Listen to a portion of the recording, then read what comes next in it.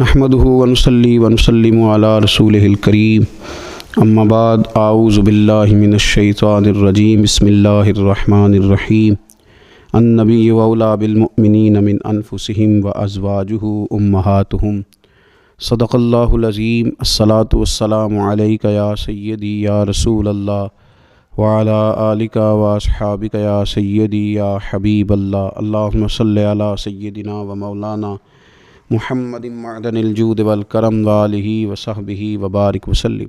حمد و صلاۃ کے بعد اللہ تعالیٰ نے قرآن مجید میں ارشاد فرمایا ہے کہ النبی اولی بالمؤمنین من انفسہم، فرمایا یہ نبی مسلمانوں سے ان کی جانوں سے بھی زیادہ قریب ہیں۔ وازواجہ امہاتہم، اور ان کی بیویاں مومنوں کی مائیں ہیں۔ نبی پاک صلی اللہ تعالیٰ علیہ وسلم کی تمام ازواج مطہرات مومنوں کی مائیں ہیں۔ مومنوں کا ان کے ساتھ خصوصی تعلق محبت ہونا چاہیے، رشتہ عقیدت ہونا چاہیے۔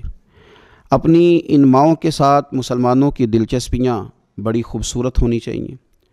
ہر لمحہ ان کی عقیدت مسلمانوں کے دلوں میں بڑھتی رہنی چاہیے۔ ہماری ماؤں کو، ہماری بہنوں کو، ہماری بیٹیوں کو، ہماری آنے والی نسلوں اور اولادوں کو مومنوں کی ان ماؤں کی سیرت کے ساتھ ہمیں آگاہ کرنا چاہیے۔ وہ خوبصورت زندگی جو ان پاک بیویوں نے گزاری اور وہ طرز حیات جو ان ازواج مطہرات نے چھوڑا، وہ طرز حیات ہمیں سبقاً اپنے گھروں کے اندر اس کی تعلیم دینی چاہیے۔ اکثر سیرت نگاروں کے نزدیک سیدہ طیبہ طاہرہ حضرت ختیجہ الکبریٰ رضی اللہ تعالیٰ عنہ کا یوم وصال رمضان المبارک میں ہے، اور بعض نے لکھا رمضان المبارک کی 10 تاریخ کو ہے۔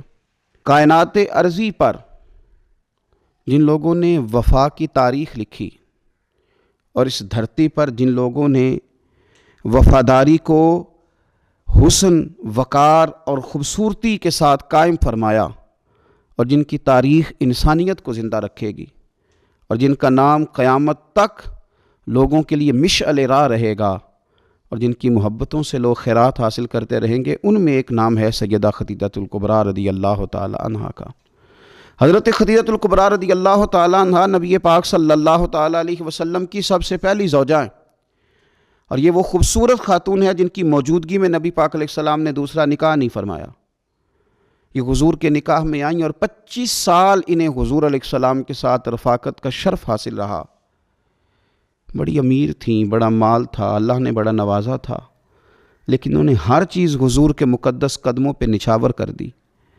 انہوں نے اپنا سارا مال لا کے حضور کی بارگاہ عالی مرتبت میں پیش کر دیا، اپنی ساری توجہات حضور کی خدمت پہ لگا دیں۔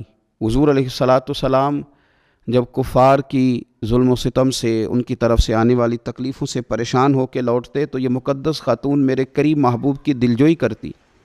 گھر کے اندر نبی پاک صلی اللہ تعالیٰ علیہ وسلم کا حوصلہ بڑھانے کے لیے اللہ تبارک و تعالیٰ نے حضرت ختیجہ الکبریٰ رضی اللہ تعالیٰ عنہ کو منتخب فرمایا۔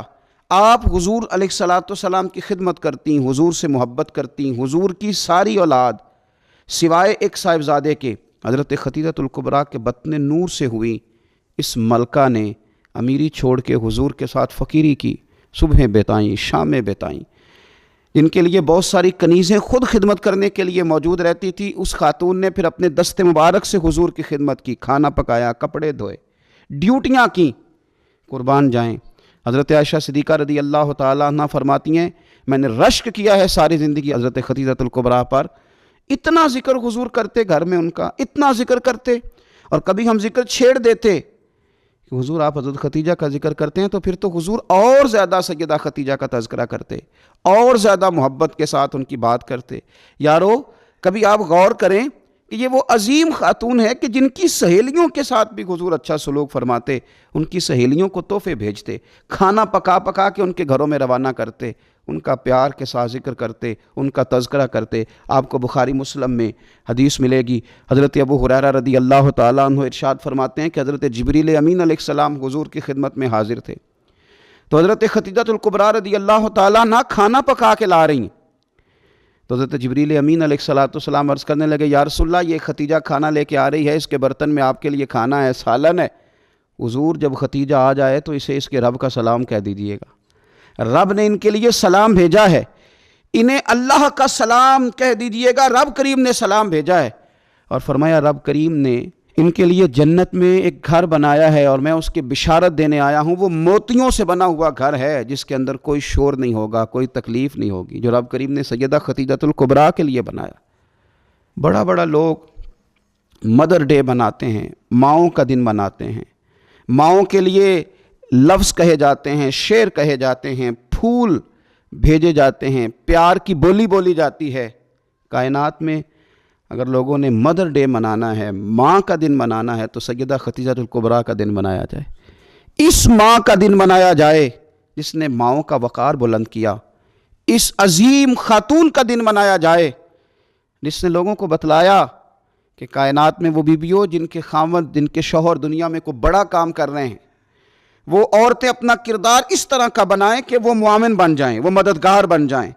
اگر وہ عورتیں حضرت خدیجۃ الکبریٰ رضی اللہ تعالیٰ عنہا کا نقش قدم تلاش کر لیں گی، ان کا اسوہ نور اپنا لیں گی، تو ہو سکتا ہے کہ ان کے خامد اگر کوئی خیر کا کام کر رہے ہیں، کوئی بھلائی کا کام کر رہے ہیں، کوئی خدمت دین متین کر رہے ہیں، اس اسوہ کو اپنانے کی وجہ سے وہ ڈبل کام کر سکیں گے، شوہر پہلے سے زیادہ خدمات سر انجام دے سکیں گے۔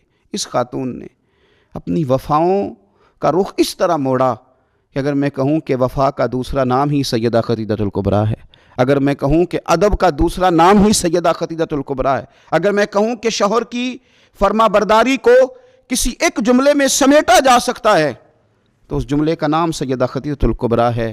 سلام اس ماں پر جس ماں نے ہمارے پیارے محبوب علیہ السلام کو اتنا زیادہ پیار کیا کہ حضور سید عالم ان کے پاس آتے تو تسلی محسوس کرتے، کریم ان کے پاس جب تشریف لاتے تو حضور اپنے دل کو راحت میں محسوس کرتے۔ حضور علیہ السلام نے ان کے وصال کے سال کو غم کا سال قرار دیا۔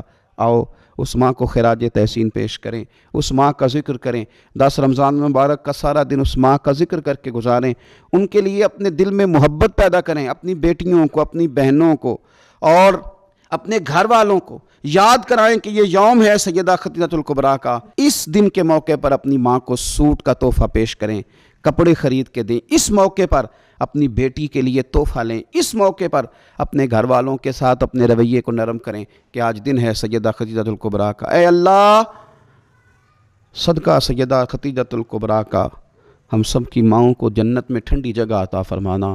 اے اللہ صدقہ خدیجۃ الکبریٰ کا جن کی مائیں موجود ہیں ان کے سائے عافیت کے ساتھ دراز کرنا۔ اللہ صدقہ سیدہ خدیجۃ الکبریٰ کا ہماری ماؤں کے حق میں رحمت والے فیصلے فرمانا۔ آخر دعوایا ان الحمدللہ رب العالمین۔